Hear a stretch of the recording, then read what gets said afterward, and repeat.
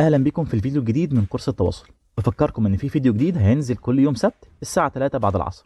وبفكركم ان الكورس ده مهم جدا سواء على مستوى حياتنا الشخصيه او حتى حياتنا المهنيه، عشان تقدر تتواصل بشكل كويس مع العملاء او زمايلك او حتى مديرك في الشغل. فعشان كده مهم جدا نتاكد اننا عاملين سبسكرايب للقناه ومفعلين الجرس عشان تجيلك الفيديوهات اول باول، وكمان تعمل شير عشان ما توقفش المعلومه عندك. واخر حاجه ما تنساش تشوف الفيديوهات اللي فاتت. ودلوقتي يلا بينا نبدا. اهلا بيكم. في الفيديو اللي فات اتكلمنا وعرفنا يعني ايه تواصل، وقد ايه التواصل مهم في حياتنا اليومية وكمان مهم في حياتنا المهنية. في الفيديو ده هنتكلم اكتر عن التواصل عشان في النهاية نقدر نوصل للتواصل فعال مع اي حد بنتعامل معاه خلال يومنا. ودلوقتي خلينا نتكلم عن اشكال التواصل اللي ممكن تحصل ما بين الاشخاص او حتى المجموعات. والحقيقة احنا عندنا اكتر من نوع. في عندنا 5 اشكال للتواصل. اول نوع هو الانترا بيرسونال كوميونيكيشن، اما النوع الثاني وهو الانتر بيرسونال كوميونيكيشن. اما عن ثالث نوع هو الجروب كوميونيكيشن، وبعد كده البابليك كوميونيكيشن، واخيرا الماس كوميونيكيشن. ودلوقتي خلينا نتعرف عليهم اكتر. اول نوع هو التواصل الشخصي، والتواصل الشخصي ممكن يكون بين الشخص ونفسه، زي عملية التفكير او الحوار اللي ممكن يحصل جوه دماغ الشخص. تخيل انك موظف جديد وبتستعد عشان تقدم برزنتيشن مهم قدام التيم ليدر بتاعك لأول مرة. قبل ما تبدأ ممكن تكون بتفكر مع نفسك: وانا مستعد؟ طب ايه اللي ممكن اعمله عشان العرض اللي هقدمه يكون افضل؟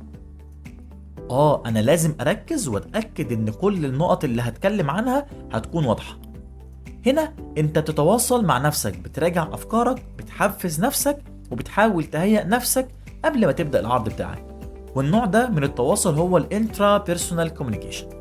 وتاني نوع من التواصل ممكن يكون تواصل بين شخصين، وده اهم انواع التواصل، لان ده اللي بنستخدمه غالبا في حياتنا العامة او في شغلنا، سواء في التواصل مع المدير او مع الزملاء او حتى مع العميل.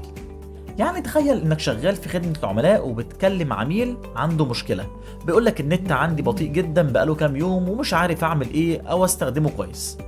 وانت رديت عليه: انا طبعا يا فندم متفاهم جدا لمشكلتك، خليني اراجع خط حضرتك عشان اشوف المشكلة ولو في اي اعطال وابلغك بالاجراءات اللي ممكن نعملها علشان نحل المشكلة. كده انت بتتواصل مع شخص تاني، وهو ده الانتر بيرسونال كوميونيكيشن.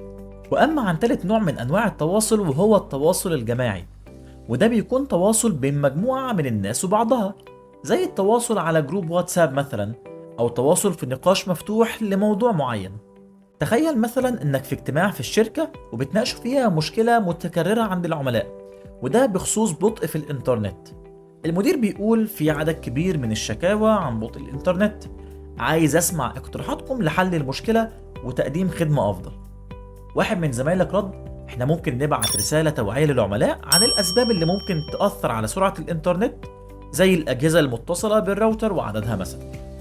حد تاني من زمايلك بيرد: واحنا كمان ممكن نزود تدريب الفنيين عشان يعرفوا يحلوا المشاكل بسرعة من غير ما نحتاج نحولها للإدارة الفنية. وهو ده بالظبط الجروب كوميونيكيشن.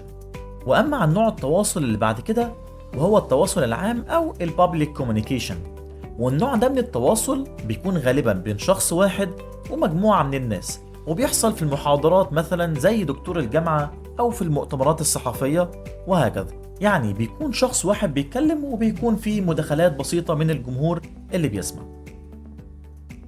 اما عن اخر شكل من اشكال التواصل بقى وهو التواصل الجماهيري او الماس كوميونيكيشن، والنوع ده من التواصل بيتم نقله لعدد كبير جدا من الناس، وده بيكون من خلال وسائل الاعلام زي التلفزيون والراديو والصحف والانترنت، وعادة بيكون في اتجاه واحد من المرسل الى الجماهير، وهو ده زي ما اتفقنا الماس كوميونيكيشن. وبكده نكون عرفنا مع بعض ايه هي ال5 اشكال الخاصين بالتواصل، وايه اكتر طريقة ممكن نكون بنستخدمها وهي الانتر بيرسونال كوميونيكيشن. وفي الفيديو الجاي هنتكلم اكتر عن عملية التواصل وازاي بتتم بالتفصيل. نشوفكم في الفيديو الجاي.